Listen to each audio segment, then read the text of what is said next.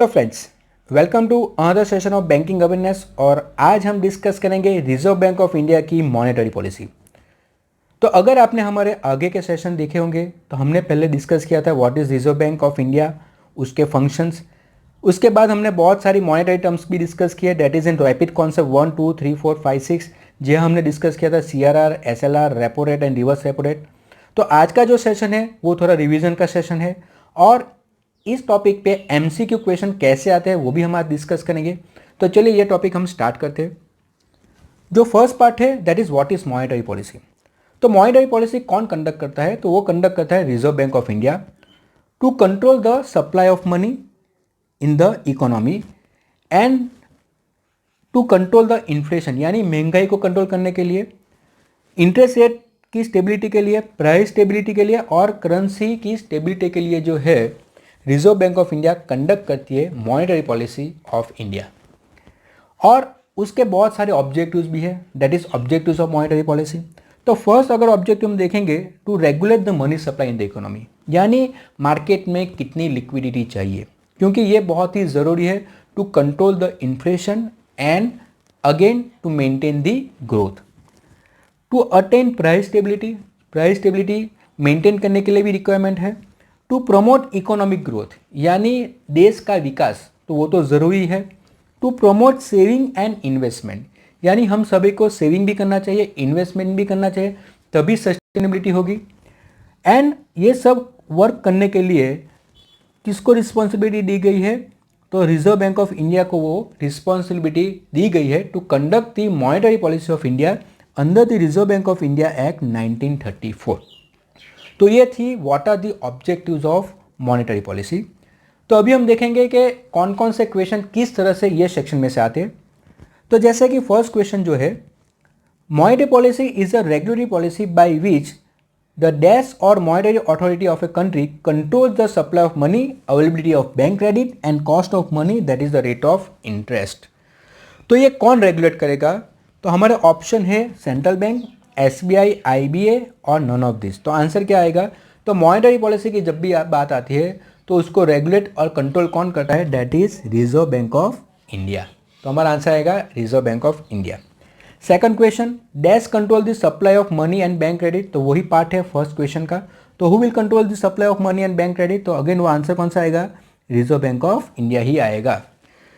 Third question अगर हम देखेंगे, what is the main objective of monetary policy in India. तो मॉनेटरी पॉलिसी ऑफ इंडिया की objective क्या है, जो हमने अभी डिस्कस किया। तो फर्स्ट जो ऑप्शन दिया है वो है great growth with sustainability, second reduce poverty and achieve stability, overall monetary stability and none of this. तो हमें मालूम है कि स्टेबिलिटी हमें चाहिए किस किस में चाहिए, इंटरेस्ट रेट में स्टेबिलिटी चाहिए, करेंसी में स्टेबिलिटी चाहिए, प्राइस में स्टेबिलिटी चाहिए और स्टेबिलिटी के साथ इकोनॉमिक ग्रोथ भी चाहिए। तो यहाँ अगर हम बात करेंगे तो कौन सा ऑप्शन आएगा? दैट इज ऑप्शन ए, क्योंकि ऑब्जेक्टिव में हम कभी भी डिस्कस नहीं करते मॉनेटरी पॉलिसी में कि पॉवर्टी कैसे रिड्यूस होगी और ओवरऑल मॉनेटरी स्टेबिलिटी की डिस्कस नहीं करते, बट मेन ऑब्जेक्टिव क्या है कि ग्रोथ भी चाहिए विथ स्टेबिलिटी। ओके, तो अभी हम नेक्स्ट क्वेश्चन पे जाएंगे। द मॉनेटरी मैनेजमेंट रेगुलेट्स, ये जो मॉनेटरी मैनेजमेंट है वो क्या रेगुलेट करता है?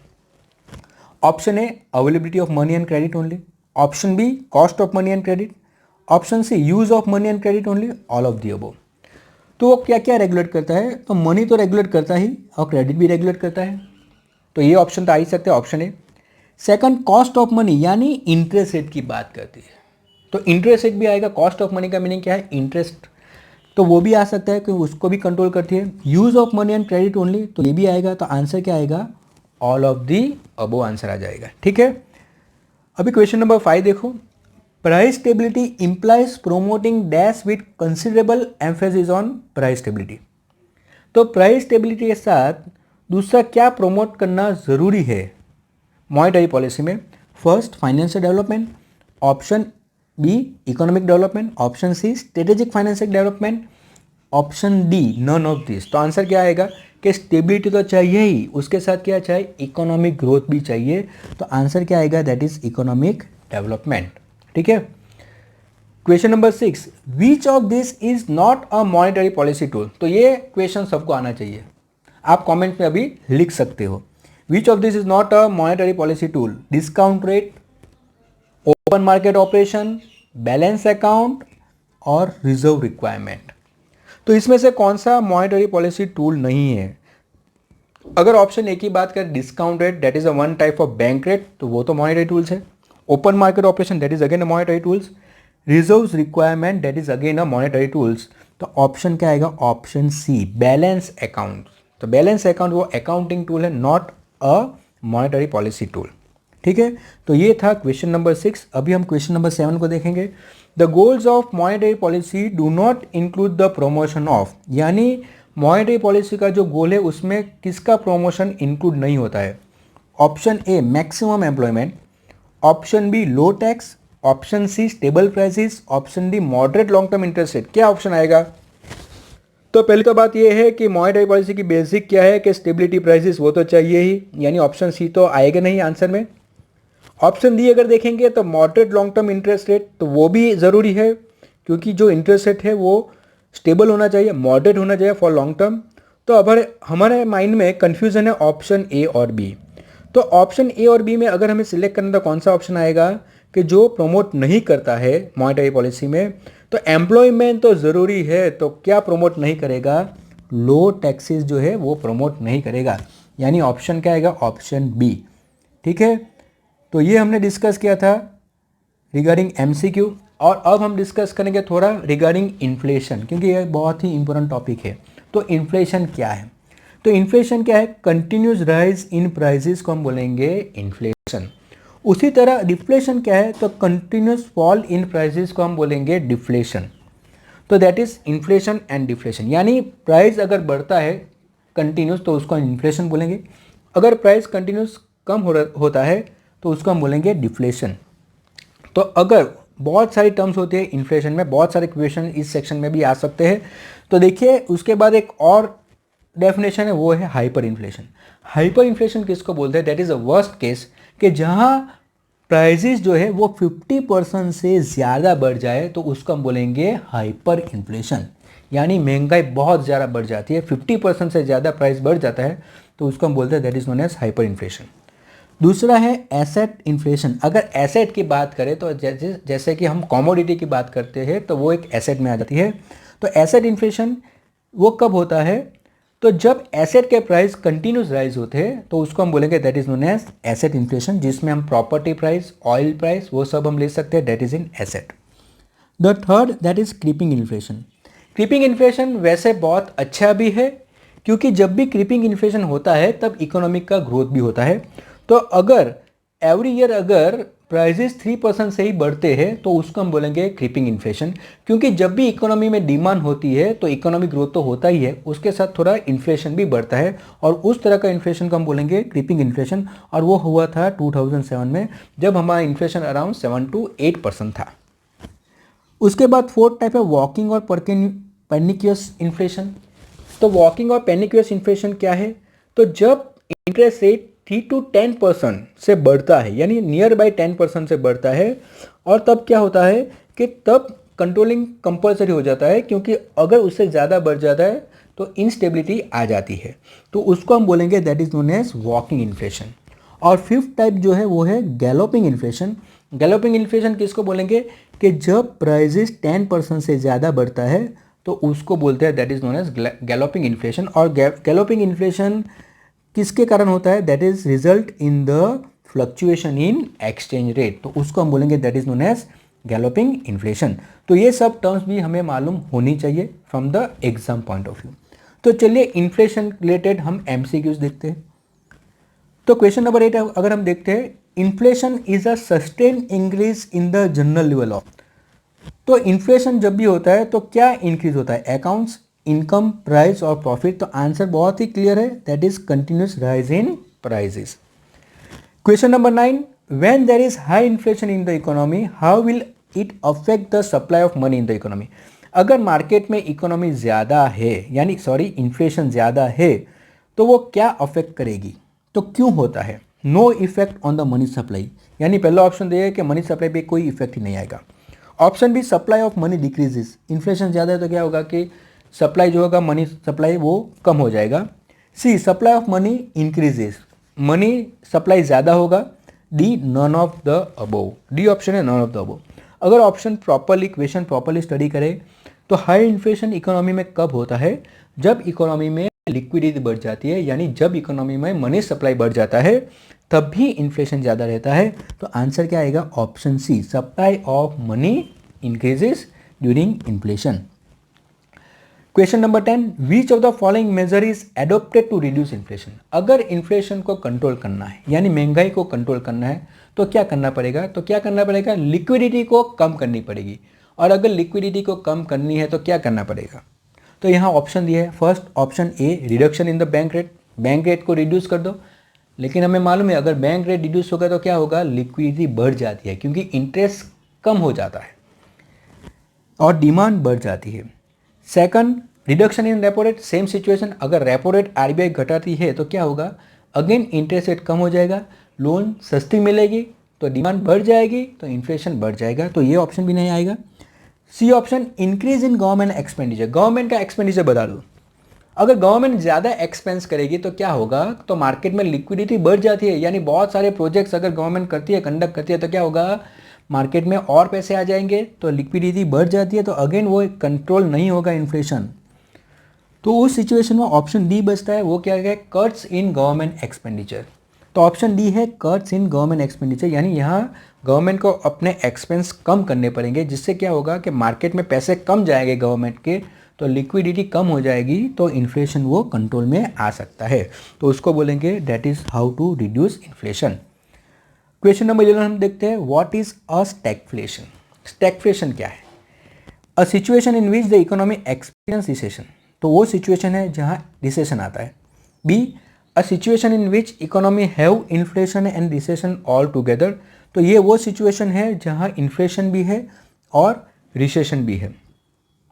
Option number C an economy where unemployment is high, तो वो इकोनॉमी जहाँ अनएम्प्लॉयमेंट ज़्यादा बढ़ जाती है। और ऑप्शन डी बी एंड सी, तो आंसर इसमें क्या है, तो आंसर है बी एंड सी, क्योंकि ये सिचुएशन कब अराइज होती है, जब इकोनॉमी में इन्फ्लेशन और रिसेशन दोनों साथ में वर्क करते हैं। और दूसरा कि तब क्या होता है कि अनएम्प्लॉयमेंट ज़्यादा बढ़ जाती है, यानी बेरोजगारी का रेट देते हैं। Tools use in monetary policy, तो ये सभी जो टूल्स है that is known as quantitative tools, okay. और ये सब टॉपिक हमने कवर किया है हमारे रैपिड कॉन्सेप्ट 1 to 6 में, तो प्लीज़ आप हमारे आगे के वीडियो देख लीजिए जिससे कि ये कॉन्सेप्ट क्लियर हो जाए। तो यहाँ मैं शॉर्ट में आपको एक्सप्लेन करूँगा। तो फर्स्ट जो है that is cash reserve ratio, current cash reserve ratio कितना है, 3% है। और उसका मीनिंग क्या है, तो कैश रिजर्व रेशियो यानी जो बैंक को आरबीआई के पास पैसे रखना है, ओके, तो उसको हम बोलेंगे that is known as cash reserve ratio. यानी एवरी टाइम जितनी भी डिपॉजिट होती है उसमें से 3% जो है वो कंपलसरी बैंक को आरबीआई के पास बैलेंस में रखना है, और उस बैलेंस को हम बोलेंगे that is known as cash reserve. तो स्टैट्यूटरी लिक्विडिटी रेशियो क्या है, तो right now statutory liquidity ratio जो है वो 8.5% है। उसका मीनिंग क्या है, तो जो भी बैंक के पास डिपॉजिट है, ओके, उसमें से 18.5% जो भी एसएलआर है, 18.5% की अमाउंट जो है बैंक को खुद के पास रखनी है इन the form of liquid assets.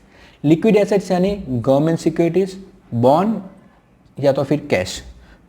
और ये अमाउंट बैंक यूज नहीं कर सकता है किसी भी कस्टमर को लोन देने के लिए, यानी ये अमाउंट जो है वो बैंक के पास सेफ रहेगी। लेकिन इसमें क्या होगा कि बैंक को इस पे इंटरेस्ट मिलेगा, जबकि सीआरआर में क्या होता है कि जो पैसे आरबीआई के पास है उस पे बैंक को इंटरेस्ट नहीं मिलता है। तो ये बेसिक डिफरेंस है सीआरआर और एसएलआर, और इससे हमें मालूम हो जाता है कि बैंक को जो है वो मिनिमम ये अमाउंट जो है तो वो मेंटेन करनी पड़ती है, ओके। और उसके बाद हम देखेंगे रेपो रेट। तो रेपो रेट क्या है, तो रेपो रेट जो है तो यहाँ क्या करता है कि जब बैंक को शॉर्ट टर्म लोन की रिक्वायरमेंट आती है तो वो आरबीआई के पास से पैसे लेता है, और आरबीआई उस पैसे पे जो रेट चार्ज करता है वो रेट को हम बोलेंगे that is known as repo rate. और करंट रेपो रेट कितना है, दैट इज 4.40%। लेकिन ये जो लोन ग्रांट करती है आरबीआई बैंक को वो बहुत ही शॉर्ट टर्म के लिए होती है, that is for 1 day, 7 days, 14 days या फिर 28 days, इसीलिए उसको शॉर्ट टर्म लोन्स हम कह सकते हैं। तो इसको बोलते हैं हम रेपो रेट। तो रिवर्स रेपो रेट क्या है, तो reverse repo rate exactly opposite है रेपो रेट से। क्योंकि यहाँ क्या होता है कि जब आरबीआई बोरो करता है यानी बैंक के पास से पैसे ले लेता है, ओके, और तब जो चार्ज लगता है, जब जो इंटरेस्ट रेट लगता है उसको हम बोलेंगे that is known as reverse repo rate. Right now reverse repo rate है 3.75%, तो इसको हम बोलेंगे that is known as reverse repo rate. ये दोनों में कॉमन क्या है कि दोनों में जो है कि आइदर आरबीआई या तो फिर बैंक को गवर्नमेंट सिक्योरिटीज रखनी पड़ेगी टू टेक द लोन। तो यहाँ गवर्नमेंट सिक्योरिटीज कंपलसरी रखनी पड़ती है। So that is the major important point in repo rate and reverse repo rate.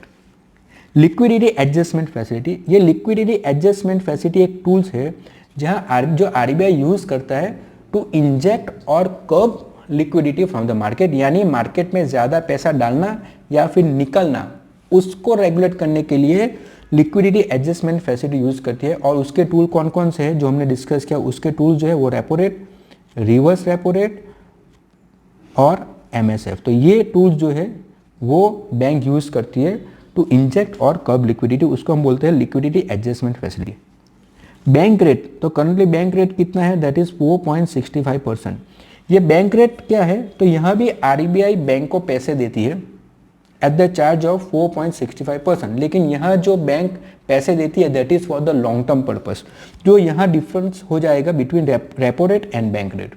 तो यहाँ जो बैंक पैसे देती है that is for the long term purpose, और यहाँ बैंक को किसी भी सिक्योरिटीज रखने की जरूरत नहीं है विथ आरबीआई, और इसीलिए इसका इंटरेस्ट भी थोड़ा ज्यादा है रेपो रेट से। तो इसको हम बोलेंगे that is known as bank rate. और बैंक रेट को हम डिस्काउंट रेट भी बोल सकते हैं या फिर वो उसको पेनल्टी रेट भी कंसीडर किया जा सकता है। उसके बाद है मार्जिनल स्टैंडिंग फैसिलिटी। तो मार्जिनल स्टैंडिंग फैसिलिटी क्या है, तो जब बैंक ऑलरेडी अपनी डिपॉजिट पे लोन ले चुकी है रेपो रेट पे, यानी उसके पास देखो सीआरआर और एसएलआर तो मेंटेन करना ही है, उसके बाद उसके पास जो भी डिपॉजिट है उसके ऊपर रेपो रेट पे उसने आरबीआई से लोन ले ली है। नाउ अभी बैंक के पास और कोई डिपॉजिट नहीं है जिसपे के ऊपर वो लोन ले सके, लेकिन इस सिचुएशन में क्या होगा कि एक और विंडो आरबीआई ने रखी है जिसको हम बोलेंगे एमएसएफ, मार्जिनल स्टैंडिंग फैसिलिटी, जहां से बैंक अपने एसएलआर की डिपॉजिट पे आरबीआई से लोन ले सकती है। और वो कितना लोन ले सकती है, डेट इज 1% ऑफ डिपॉजिट, जो राइट नाउ अभी हो गया है 3% ऑफ डिपॉजिट, यानी ये जो रेट है वो आरबीआई इंक्रीज या डिक्रीज कर सकती है। तो इसको हम बोलेंगे that is known as market stabilisation scheme, और उसका जो रेट है वो सिमिलर है, that is bank rate 4.65%। Okay, तो that is known as MSF. अब ये ओपन मार्केट ऑपरेशन क्या है, सॉरी, तो ओपन मार्केट ऑपरेशन यानी कि जब आरबीआई मार्केट में गवर्नमेंट सिक्योरिटीज बाय और सेल करती है टू रेगुलेट द लिक्विडिटी और money supply in the market, तो उसको हम बोलेंगे ओपन मार्केट ऑपरेशन। यानी यहाँ क्या करेगी, तो यहाँ आरबीआई अपनी गवर्नमेंट सिक्योरिटीज जो है वो मार्केट में बेच भी सकती है या फिर मार्केट में से खरीद भी सकती है to regulate the money supply. तो ये ऑपरेशन को हम बोलेंगे that is known as open market operation. तो ये सब चीज़ हमने ऑलरेडी डिटेल में मैंने सब समझा है कॉन्सेप्ट्स में, तो आप आगे के वीडियो प्लीज़ देख लीजिए। और अभी हम स्टार्ट करते हैं विथ एमसीक्यू से। अब इसके हम क्वेश्चन हम देख लेंगे। तो first, bank rate policy, open market operation, variable reserve requirement and statutory liquidity requirement as measure of credit control are classified as. तो ये जो बैंक रेट है, ओके, रेपो रेट है, एसएलआर है, सीआरआर है, वो कौन से क्रेडिट टूल है, quantitative method, qualitative method, weighted average method, none of the above और both A and B.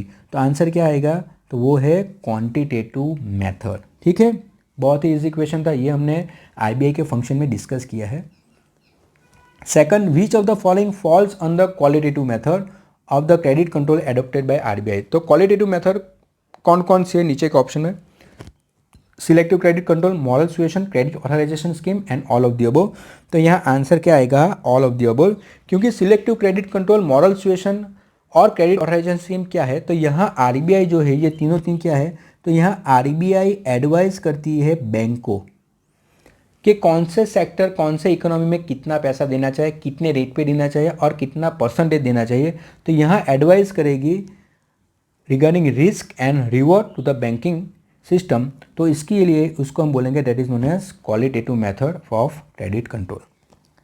Third question पे आते हैं, इन पीरियड्स ऑफ बूम, यानी जब बूम पीरियड यानी जब मार्केट का इकोनॉमिक ग्रोथ बहुत ही ज़्यादा है, अच्छा है, which leads to economic stability, यानी ज़्यादातर अगर इकोनॉमिक ग्रोथ करता है तभी इनस्टेबिलिटी आती है क्योंकि इन्फ्लेशन बहुत ज़्यादा बढ़ जाता है। तो अब आरबीआई क्या करेगा? Sell first class securities in its position in the market to reduce the supply of money as a measure of open market operation. यानी ये फर्स्ट ऑप्शन ये बोल रहा है कि आरबीआई क्या करेगा कि अपनी गवर्नमेंट सिक्योरिटीज मार्केट में सेल करेगा, जिससे कि पैसे उसके पास आ जाए और मार्केट में थोड़ी लिक्विडिटी कम हो जाए, जिससे कि ये ज़्यादा पैसे जो मार्केट में है और उसके कारण क्या होता है कि इन्फ्लेशन ज़्यादा बढ़ जाता है तो वो कंट्रोल में आ सकता है। तो ये लाइकली ऑप्शन आ सकता है, option A. Second option, buying of approved securities in the market as a measure of open market operation. तो और दूसरा ऑप्शन क्या है कि आरबीआई मार्केट में से सिक्योरिटीज बाय करेगी। अगर मार्केट में से सिक्योरिटीज बाय करेगी तो क्या होगा, मार्केट में लिक्विडिटी बढ़ जाएगी, और अगर लिक्विडिटी बढ़ती है तो इन्फ्लेशन बहुत ज़्यादा बढ़ जाएगा। और ये तो कौन सा पीरियड है, बूम पीरियड है, तो ये तो ऑप्शन आएगा ही नहीं क्योंकि लिक्विडिटी रिड्यूस करनी है, बढ़ानी नहीं है। Third, like in the bank rate as is measure of market operation. तो यहाँ बैंक रेट में प्लस और माइनस करेगा लेकिन उससे वो कंट्रोल नहीं होगा। तो answer none of the above, all of the above नहीं आएगा, लेकिन आंसर कौन सा आ जाएगा, ऑप्शन ए। ठीक है, तो ये सभी क्वेश्चन बहुत ही इंपॉर्टेंट क्वेश्चन है, प्रॉपरली आप उसको फॉलो कीजिए। Cash reserve ratio is maintain in the form of, cash reserve ratio किस में is maintain in the form of, कहाँ मेंटेन करना पड़ता है, government securities, balance with RBI, balance with State Bank of India, all of the above, none of the above. Answer बहुत clear है, answer क्या है, बैलेंस विद आरबीआई, क्योंकि cash reserve ratio क्या है कि जो बैंक को पैसे रखना है रिजर्व बैंक ऑफ इंडिया के पास। Fifth question, which is the authority in India for affecting changes in the cash reserve ratio and statutory liquidity ratio, यानी वो कौन सी अथॉरिटी है जो इफेक्ट करेगी चेंजेस इन सीआरआर और एसएलआर को। तो वो हमें मालूम होना चाहिए, government of India, RBI, IBS, CRR, SLR association और none of the above. Answer क्या आएगा, रिजर्व बैंक ऑफ इंडिया। बहुत ही इजी क्वेश्चन था ये। Bank rate means, bank rate क्या है, the rate of interest charge by bank on advances, the rate of interest paid by banks on the deposit, the standard rate at which RBI is prepared to buy or discount eligible bills of exchange or commercial papers of commercial banks, none of the above, all of the above। बहुत ही clear answer है option C, क्योंकि वो bank वो interest rate नहीं है जो advances पे आता है, वो इंटरेस्ट रेट नहीं है जो डिपॉजिट पे आता है, लेकिन वो स्टैंडर्ड रेट है जहां RBI bills of exchange rediscount करता है। और ये पॉइंट हमने डिस्कस किया था इन बैंक रेट वीडियो, तो प्लीज़ वो वीडियो भी आप देख लीजिए कि बिल्स ऑफ एक्सचेंज कैसे वर्क करता है ड्यूरिंग बैंक रेट, और उसको क्यों, बैंक रेट को क्यों हम डिस्काउंटिंग बिल भी बोलते हैं। तो ये पॉइंट हमने डिस्कस किया था बैंक रेट में अंदर। तो आंसर आ जाएगा option C. Question number 7, in the opinion of governor of Reserve bank of India which one of the following is the reason owing to which India's inflation is accelerating. तो governor जो है, governor के opinion से reserve bank of India का कौन सा वो reason है जिससे कि इंडिया का इन्फ्लेशन बढ़ता है। तो वो कौन सा रीज़न है कि इंडिया का इन्फ्लेशन बढ़ता है। तो first, excess liquidity in the market, speculation in essential goods, higher food cost, commodity futures और नॉन ऑफ दिस। तो वो कौन सा मेन रीज़न है जहाँ इन्फ्लेशन बढ़ता है। तो वो ऑप्शन बहुत क्लियर है कि अगर मार्केट में एक्सेस लिक्विडिटी है इकोनॉमी है, इसलिए इंडिया का इन्फ्लेशन बढ़ रहा है। So that is the opinion of governor. अभी हम क्वेश्चन नंबर 8 देखेंगे। When reserve bank intends to increase credit by the banking system it, जब रिजर्व बैंक ऑफ इंडिया ये सोचती है कि मुझे बैंकिंग में लिक्विडिटी बढ़ानी है, यानी क्रेडिट को इंक्रीज करनी है, तो वो क्या करेगा, रिड्यूस बैंक रेट करेगा, रेजिस बैंक रेट करेगा, फ्रीजिस द बैंक रेट करेगा और नॉन ऑफ दिस या ऑल ऑफ दिस। तो ऑप्शन बहुत ही क्लियर है कि वो बैंक रेट को रिड्यूस करेगा, क्योंकि बैंक रेट अगर रिड्यूस होगा तो लिक्विडिटी बढ़ जाती है इकोनॉमी में। ठीक है, तो ये भी हमने आगे डिस्कस किया था। Question number 9, what does the term open market operation refers to. तो ओपन मार्केट ऑपरेशन किसे बोलते हैं, selling of equities in the open market, वो तो आएगा ही नहीं। Selling of commodities in the open market, वो भी नहीं आएगा। Buying and selling of government securities in the open market, तो ये ऑप्शन आएगा कि buying and selling of government securities, यानी ओपन मार्केट ऑपरेशन ऑलवेज क्या करता है, तो buying and selling of government securities in the open market. तो क्वेश्चन नंबर 10, ये हमारा लास्ट क्वेश्चन है। Dash is the percentage of the total deposits of a bank which has to keep with itself in the form of liquid assets. तो ये भी मैंने अभी आपको बताया है कि कितना परसेंटेज है जो बैंक की टोटल डिपॉजिट जो बैंक को खुद के पास लिक्विड एसेट में रखनी है, तो वो टर्म कौन सी है, that is known as statutory liquidity ratio. ठीक है, तो ये सभी क्वेश्चन हमने देखे, फॉलो किए, बहुत ही इंपॉर्टेंट क्वेश्चन है। प्लीज़ आप ये पूरा जो टॉपिक है ये प्रॉपरली अंडरस्टैंड कर लीजिए, आगे के जो कॉन्सेप्ट है ये भी आप फॉलो कीजिए, तो आपका जो रिजर्व बैंक ऑफ इंडिया का जो पूरा जो टॉपिक है monetary policy, functions, quality terms, quantitative terms, वो क्लियर हो जाएगा। ठीक है, तो ये हमारा सेशन यहीं ख़त्म होता है। Thank you. और अगर आपको हमारा वीडियो पसंद आया हो तो प्लीज़ लाइक कीजिए, सब्सक्राइब कीजिए और रिंग कीजिए बेल बटन को। Thank you.